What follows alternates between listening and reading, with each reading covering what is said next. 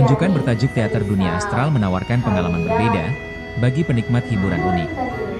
Dengan mengusung konsep Immersive Theatrical Experience, pertunjukan ini mencoba menghapus sekat konvensional dengan pendekatan multisensori yang melibatkan pencahayaan dramatis hingga aroma otentik bunga Nusantara. Billy Junior selaku produser eksekutif Teater Dunia Astral menjelaskan bagaimana posisi penonton yang secara perlahan akan masuk ke dalam alur narasi mistis yang tidak sepenuhnya bisa mereka kendalikan. Kehadiran unsur sulap menjadi salah satu nyawa utama dalam ritual untuk memberikan efek kejutan yang nyata dan tidak terduga bagi audiens. Adrian Martinus selaku bagian dari tim produksi, merasa ini adalah momentum yang tepat untuk menjadikan seni ilusi sebagai tuan rumah di negeri sendiri melalui panggung teater. Narasi yang kuat menjadi pondasi utama agar setiap adegan dalam ritual terasa emosional dan memberikan kesan mendalam bagi siapapun yang masuk ke dalamnya. Adalah Lukman Baihaqi yang bertugas sebagai penulis cerita teater ini. Pengalaman mistis yang ditawarkan semakin terasa nyata berkat pengaturan suasana yang membuat penonton mempertanyakan batas antara fiksi dan kenyataan. Bilang kesannya bahwa sangat ini merasa hiburan yang segar ya di tengah kondisi yang panas ini.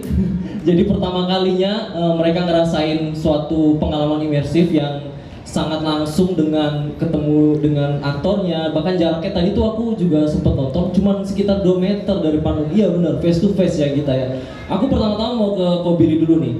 Kak, kok ini idenya dapat dari mana sebenarnya? Apakah ini pertama kali saat pertama kali mikirin ritual ini tuh apa yang terlintas di pikiran Ko Billy? Apa terinspirasi dari film atau dari serial yang Ko Billy tonton juga gitu? Oke, cek. Pertama, selamat siang teman-teman media. Terima kasih udah hadir ke TDA, Teater Dunia Astral di Bekasi ini. Kalau untuk masalah inspirasi seperti wahana-wahana lainnya, seperti yang sebelum-sebelumnya mungkin teman-teman media udah tahu, Pandora Box awalnya kan dari LRT Jakarta, wahana yang waktu itu cukup viral, Tren to Apocalypse. Basically inspirasi saya agak jauh karena basicnya memang saya ini bisa dibilang wibu garis keras nih. Saya suka nonton film, saya suka baca komik, saya suka main game terutama karena basic saya juga di event, saya juga pernah megang beberapa e-sport di eventnya. Nah dari situ kami mengembangkan, kebetulan ketemu bapak-bapak senior ini, bapak-bapak ya. Jadi kalau saya masih Gen Z, yang ini udah baby boomer semua rata-rata. Gen Z dari mana? Ya kami rembukan, kami ngobrol, ketemu Mas Lukman, ketemu Pak Jiban. Dari kreasi-kreasi kita, obrolan-obrolan kita terciptalah sebuah konsep yang genrenya ini teater. Kami membuat di luar pada umumnya dari wahana Pandora, di mana menggabungkan dari magic, ilusinya, dari script, acting, ada Mas Lukman. Kami collaboration menjadi satu, terciptalah Teater Dunia Astral ritual ini. Oke, itu dia. Berarti ini hasil kolaborasi ya dari berbagai sebenarnya berbagai seni ya. Sebenarnya ada lighting, ada juga teater dipadukan, lalu ada sulap di dalamnya kayak gitu. Ide pertama ngobrol sama Mas Jiban pertamanya gimana tuh Mas? Saat mau cetak. Boleh aku ke Mas Jiban deh. Saat ide-ide sulap yang tadi ditonjolkan di panggung itu nggak cuma horor ya, tapi juga ada elemen sulap, ada yang gerak sendiri, ada yang pecah gitu. Itu bagaimana Mas memadukannya dengan visinya Ko Billy tadi? Gimana? Selamat siang. Cek. Nah, selamat siang teman-teman. Jadi agak mundur dikit ya. Jadi sebenarnya sulap di Indonesia kalau teman-teman ngamatin ya, nggak pernah jadi tuan rumah. Kita kalau teman-teman tahu ada 7 orang Indonesia yang pernah ke America's Got Talent. 7 orang, 4 diantaranya adalah magician. Jadi ada Demian, ada Sekretriana, ada Fritzi, ada Sky. Nah, dan mereka itu terutama Riana ya kalau teman-teman tahu ya, show-nya banyak di luar negeri. Kita diundang, sulap Indonesia itu terkenal di luar negeri. Demian juga sangat terkenal di Amerika.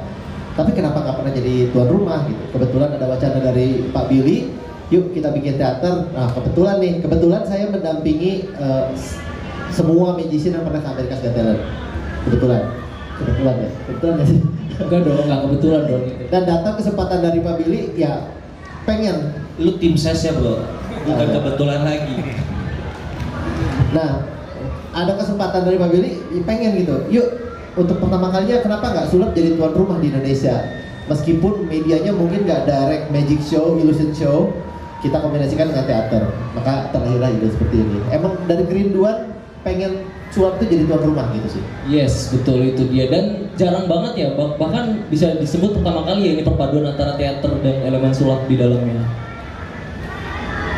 Kalau pertama kali nggak berani ngeklaim ya, tapi kami mengerjakannya dengan sungguh-sungguh, dengan semua elemen yang sangat profesional, tim-tim terbaik, acting coach-nya aja kita ambil dari personel teater koma, konsultan ilusinya kita ambil yang terbaik. Ada gue, kepedean, maaf, off record. Kita mengerjakannya dengan sungguh-sungguh lah. Iya, oke, yes itu dia. Dan teater dunia Astra Ritual ini juga nggak bakal berjalan ceritanya sepadu tadi kalau tanpa Lukman Bayhaqi. Mas Lukman, halo. Halo Mas. Mas Lukman ini penulis serial, salah satu serial populer yang ditulis sama teman saya. Tepuk tangan dong untuk Mas Lukman. Terima kasih. Oke, Mas, saat ditawari untuk menulis dan menjadi kreatif di dalam teater dunia astral ritual ini, apa yang terlintas di pikiran Mas Lukman dan risetnya sejauh apa? Melihat ada dukun tadi, lalu ada kalung, ada elemen kalung juga kan yang sudah dibocorkan di Instagram juga, itu risetnya sejauh apa, Mas? Silakan. Ya, terima kasih. Terima kasih sudah datang juga. Sebenarnya itu ketika kegelisahan saya sama, saya hobinya juga sulap, tapi melihat bahwa sulap itu sudah dibocorin di mana-mana di internet, dibocorin sehingga daya magisnya tuh kurang. Makanya saya punya keyakinan bahwa ini harus dikemas bukan cuma dari tampilannya tapi dari presentasinya gitu ya. Nah, terus kebetulan saya punya background sebagai kreatif dan mengerjakan beberapa hal yang berhubungan dengan storytelling.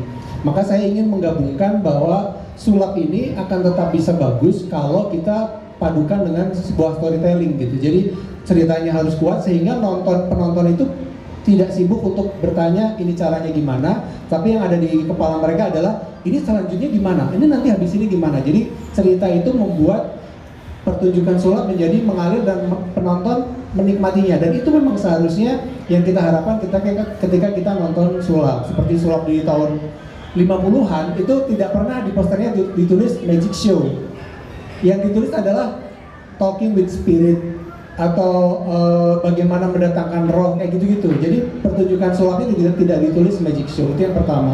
Terus kalau yang risetnya, sebenarnya ini pengalaman waktu kecil. Saya tuh tinggal di kota namanya Woleri di Jawa Tengah, di pesisir. Pesisir itu ada kota namanya Woleri, itu kalau misalnya musim panen itu banyak orang jual macam-macam. Nah, jual macam-macam itu dalam tanda kutip dia jual obat, tapi sebenarnya ya gitulah. Ada minyak, ngakunya minyak dari Kalimantan, minyak lintah, padahal kita tahu ya belum tentu itu gitu ya. Tapi dikemas dengan bagus. Ketika dia bilang saya dari Banten jalan kaki ke sini, itu kan cerita gitu ya. Sehingga orang itu mau beli obat yang dia jual gitu ya. Nah, saya berpikir bahwa sulap pun sebenarnya juga begitu. Kita tidak membuat sulap itu sebagai kumpulan trik, tapi kita kemas menjadi sebuah cerita sehingga orang menikmatinya itu larut di dalamnya gitu. Jadi kita pengen bisa interaksinya tuh nggak cuma di pertunjukan sulapnya, pertunjukan triknya, tapi ceritanya juga orang larut di dalamnya gitu, kurang lebih sih. Yes, itu dia ya, perpaduannya sangat padu berarti ya. Kalau misalnya udah campuran sulap, ceritanya, basic ceritanya udah kuat, wah itu benar-benar